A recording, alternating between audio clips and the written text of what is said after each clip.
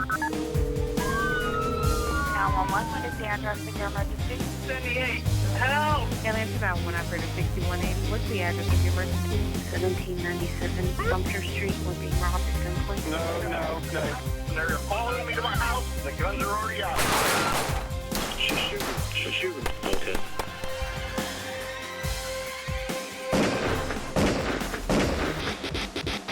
Hello and welcome to Stop the Threat. My name is James Towle. On today's episode, we take you to the Empire State of New York for a reenactment which we have entitled Delivery Defense. And thank you very much for joining us this week. Much to my surprise, I have learned that the pizza delivery guy has one of the most dangerous jobs in the country. I did not know this. I think from time to time I've read something about it in the paper where a pizza guy has been robbed, but I didn't consider it to be, as they consider it, one of the most dangerous jobs in the world. Were you aware of that? Yes, sir, I was. I personally know 2 pizza delivery men who have been beaten and robbed. 2? 2, yes, sir. Well, how much money does a pizza guy have?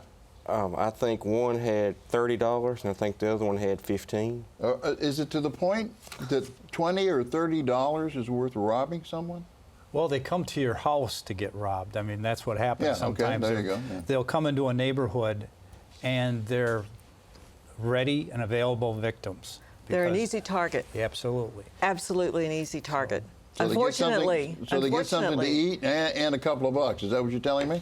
Well, and it's not funny because I'm going to tell you that there have been 20 pizza delivery guys shot in 2014. So it's not an easy job. It's shocking. Yeah, it is shocking. And the Bureau of Labor, again, listed as one of the most dangerous jobs in the country. And I did a little further research, and I have a couple of examples there, and I just want to read them to you. Female domino driver is attacked in the Bay Area, taken to an isolated location where she is sexually assaulted.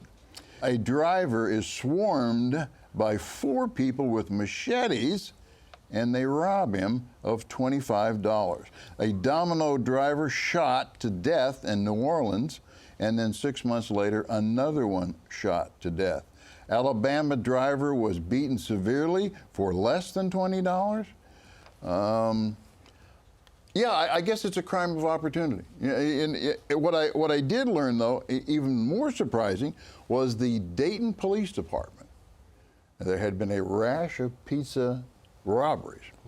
Took pizza drivers aside and actually had a training class set up for them, and they cut the robberies almost in half as a result of that. Now this training, I guess, is spreading around the country. But anyway, I just was not expecting to find that kind of information, you know. And I think there are some extreme circumstances, and I think we were talking off camera earlier that there was a pizza guy with a vest involved in a bank robbery, and he blows himself up. I mean, how'd that go? Something like that? He delivered a pizza. The men at the spot where he delivered the pizza strapped a bomb to him and ordered him to rob a bank. He robs the bank, the police stop him, and as he stopped, he's saying, "Get this bomb off me, get this bomb off me," and then suddenly it was detonated from a remote detonator. And some people believe he was involved, and some people believe he was not, but regardless, it was a pizza delivery man. Right. No, I think that's probably the worst circumstance we've ever heard. I don't think I've heard of anything worse than that. And I do know that a lot of pizza deliveries to my home are done by, some of the people who have just entered this country. And it's they tell me that they make $1,200 to $1,500 a month doing it. Hey, when we come back, I'm going to show you part 1, and we may even have some more comments about that before I show it to you. Don't go away.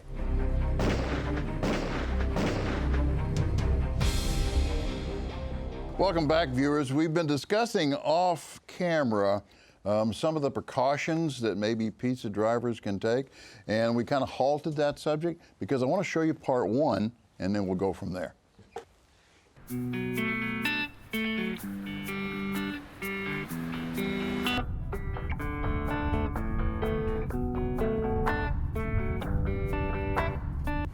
the dude tried to get up, so I swung low, and hit him right in the gut. Dude couldn't even breathe out gas dripping, so I just walked and got out of there. Nice. That's pretty good, man, but I'll do one better, right? So there was one day I was just walking along, right, and there was this real gangster-looking guy, right? And he had a knife in one hand and a purse in the other, so, you know, he didn't even see me. So I just, you know, stuck out my leg like this. He tripped right over. I kicked him in the back of the head. I grabbed the purse, and I was out of there before he even knew what was happening. All right, I got one for you. All right, so I was cruising down the street, right? 478. Where's 474?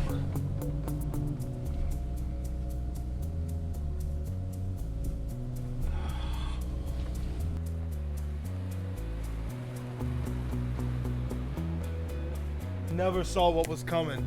Just bam! Right to the back of the head. Hey, that's cold, man. Hey, it works. Yeah. Hey, check this out.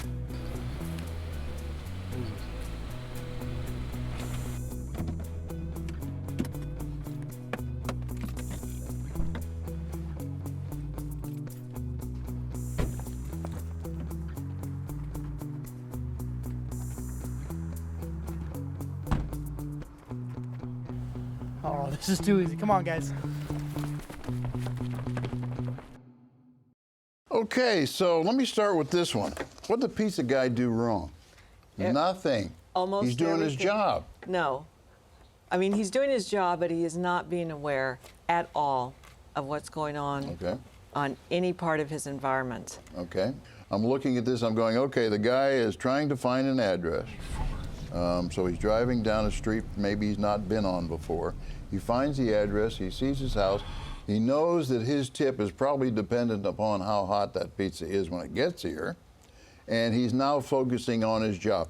Right or wrong, I'm going to say that the guy's probably doing his job. Is it realistic to think the pizza driver's going to drive around the block looking for... He's, in my assessment, he looks like he's a good employee focused on his work, and that he's drawn away if there was an environment because he's not sure the address. It's dark, and right or wrong, he's a good employee, he's a good person, he's bringing food to somebody's house. Right. That's all he's doing wrong. Yeah, and I just want to say this right now, that a lot of, and I alluded to this earlier, that a lot of the pizza deliveries that have come to my home have been by people who may have just entered the country within the last few years. And they're working hard. They have families. Then maybe it's a second job. I have to admire them for having one of the most dangerous jobs, we've just learned, in the country. Where would you go with that? Well, I think part of being a good employee is being situationally aware, not just for robbery, but for oncoming traffic. So I really think that he needs to pay a lot more attention to his surroundings. Okay, well, I think that's what you said. I mean, give me a little bit of leeway here that we're only doing this based upon the information we have. We don't necessarily have the correct neighborhood. We may not necessarily know exactly how far they were from one another. So there is a little bit we had to do with the camera so that we could do the reenactment. But yes, I'm going to agree with you that maybe he should have paid more attention. Okay, he looks across the street, he sees four guys, and one of them's carrying a baseball bat. You know, especially in this type of neighborhood. What would you suggest he do then? Well, I would suggest he not get out of his car. Okay. Number one, and that he drive somewhere. You know, that he drive away, that he can look and see, you know, what these guys are doing. Maybe they live in the neighborhood, maybe they don't. We don't have enough information to know. But I would think if he was being situationally aware that he would see this group and their body language and the bat as a potential weapon, the low lighting, the lack of anybody else on the street. I mean, it's a common way of thinking within law enforcement, and of course our decent citizens are trying to learn and be educated, which is that the more quote-unquote normal users you have in a place, the less potential you have for abnormal users. If you define an abnormal user as a potential criminal and a normal user as the good citizen. I'm thinking this guy probably has 5 or 10 of these pizzas to deliver. I'm trying to look at it from his point of view, okay? Right. And he's got to get these things out. He's got to get them out before they get cold. And maybe he's rushing through and appears to be not particularly aware of what's going on around him. I just kind of think it's normal for that to happen. Maybe not right. Yeah. No misunderstanding. Or I'm not saying safe. it's right. I'm just saying it's normal. I forgive him for it because there's pressure on him. But a general rule, for the viewers, whenever you do this, get used to break up your tunnel vision when you get done, because that really focuses in and have it become a habit. When we come back, we're going to follow up with what LT is saying, and I'll show you part 2. Don't go away.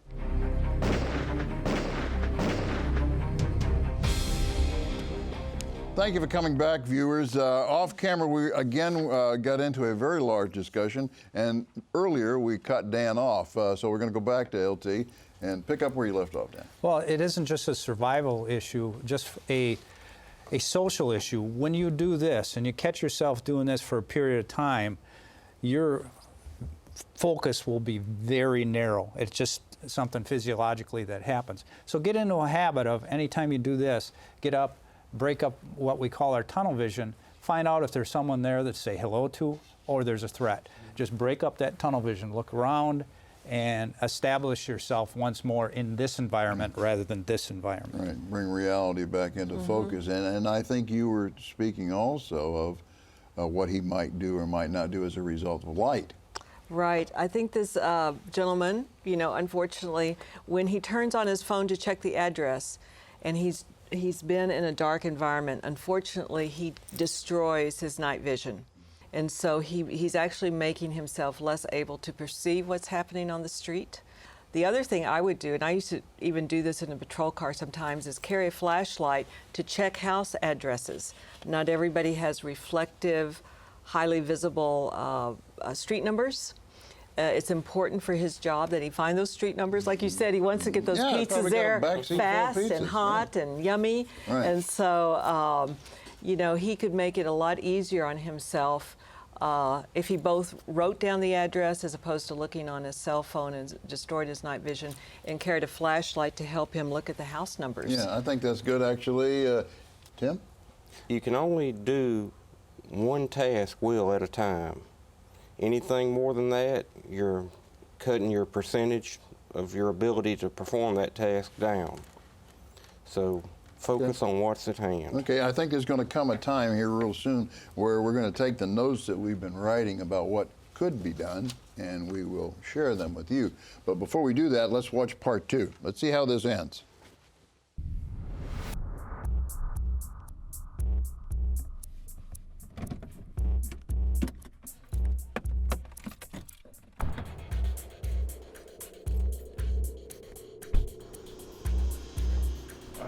Oh, this is too easy. Come on, guys. What the hell? Oh! Come on, press the gun! Your money! I got a gun, bro!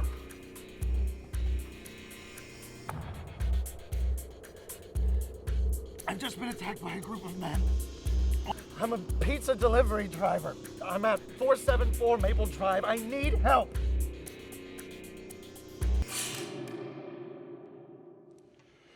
Well, okay, I don't know how many of us were actually thinking that was going to be how this was going to end, although if you were looking really close in part 1, you did see that he had something in his waistband behind his back, but you would have had to have been looking really close to see it.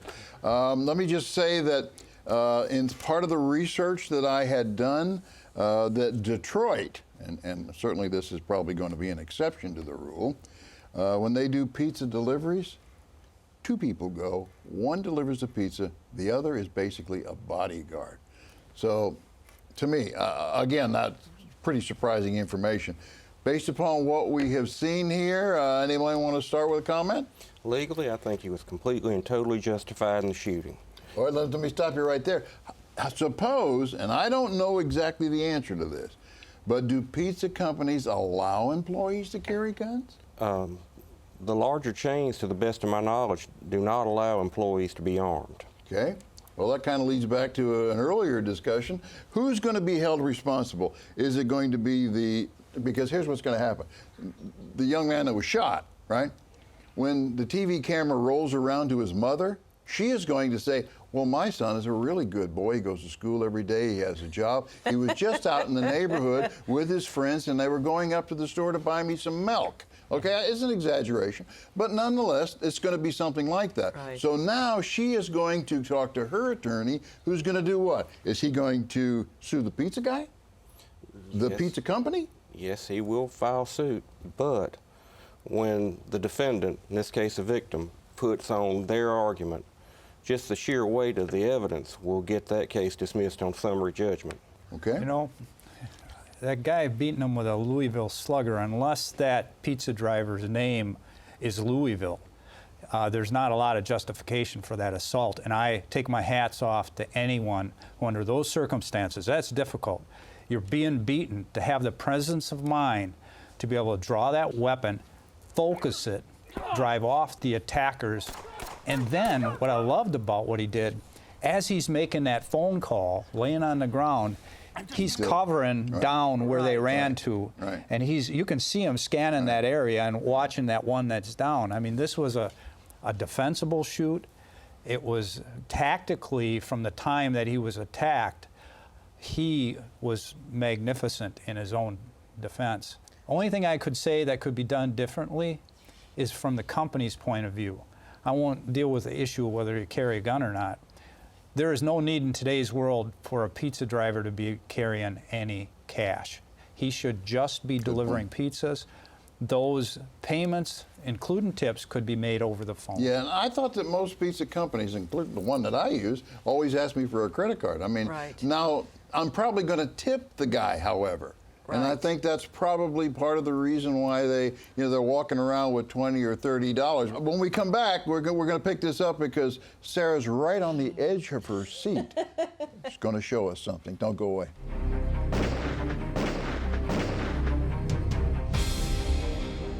Welcome back, viewers. Sarah was just about to share some very important information. Tell us. Well, we don't have enough information from what we've seen to know whether the four suspects wish to only steal the pizza and beat him up for fun, or beat him up only, or steal the money, steal the pizza, and beat him up. We don't know where their intent, how their intent is spread. And of course, looking at it from the decent citizen viewpoint, the driver's viewpoint, there's no way he can know either. But as long as after the incident he has a presence of mind to be able to tell the police, I was in fear of my life, I was beat up. It was four guys, all of which were bigger than me, in better I perceived they were in better physical shape than me. I had people hitting me in front, I had people hitting me behind, they were laughing while they were hitting me. I was in fear of my life. I think that's a very strong statement. Even good for you. Oh, well, and to add to what Sarah just said, there's a doctrine called disparity of force, where you can use lethal force to defend yourself even if the other party does not have a gun, if there is such a great disparity of the force being used against you. In this case, numerical superiority and the use of a baseball bat. And body weight. And body weight, exactly. And body weight. Go ahead, Dan. One additional thing is, we carry no cash. To make that clear as a company, and even on the car that's being transported, because there are places where it's very dangerous for people to cash to go. Yeah, no, absolutely right. But I think, and through our research, that the tips that these fellows received, like $20 to $50 to $100 a night, is enough for something like this to happen, even with the fact that we don't carry cash. The other question I have, though, legally, though, okay, I'm on private property. I have left my vehicle. I've crossed into private property. I guess I'm always worried about the liability part. Is the homeowner going to be held responsible? In this case, I would think not. So there's no one there that's going to sue the homeowner. The homeowner has no recourse against anyone either, if the reverse were true. Okay, this took place on my lawn. I'm not real happy with that. Do I have In this case, I would say no, just for the simple fact that you weren't damaged in any way. All right. Anybody else want to talk about a pizza driver? I didn't get my hot pizza. You didn't get your hot pizza? Yeah. There's not enough said about you too can sue. Everyone's concerned about whether the pizza driver might end up being sued. Hey, he can sue those individuals for the damage they've done. This was a clear-cut case of self-defense in my mind. Okay. Hats off to the pizza Okay, then driver. let me ask you this. The other 3 are running away. Can I shoot at them? No. Legally? Out of fear for my life? That they may return? I would say no because they have made no movement to return. Yeah, Clearly fleeing the scene. If one had stopped and turned around. If one had turned, okay. stopped and started grabbing into his pocket or into his shirt, different story. But again, you have to be able to tell the police. You're going to have to be able to tell the attorneys. You have to be sure of yourself. This young man did many excellent things after the incident to show he was in control of his emotions to be able to do what he needed to do. All right. Yeah, you got the guy with a bat, one and done. Well, yeah. But to add one point, when our victim was on the phone with 911, he needed to identify himself and give a description of what he was wearing, so that when the good guys show up, they will know who the victim is and who the bad actor is. You know, we could do much more of this, and we should do much more, but I don't have enough time to do it. See me on Facebook, any of the social medias that I am. Send me an email. Be safe, be trained, be alert. See you next week. Thanks for tuning in.